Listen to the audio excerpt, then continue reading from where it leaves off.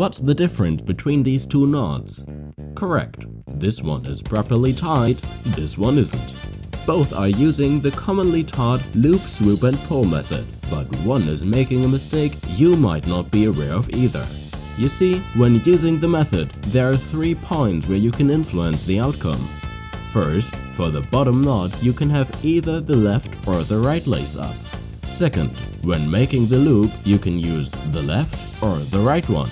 And lastly, when doing the swoop, you can go around the front or around the back. In total, these are all 8 possible outcomes. Luckily, if you find yourself tying your shoe the wrong way, I have some good news for you. All you have to do is to pick any one of the 3 steps and change the way you do it. No matter which one you decide on, you will always end up with a perfectly tied shoe.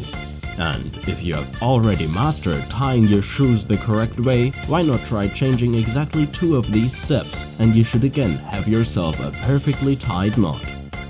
I think this is just beautiful. Let me know if it was of any use to you as well. And happy shoe tying!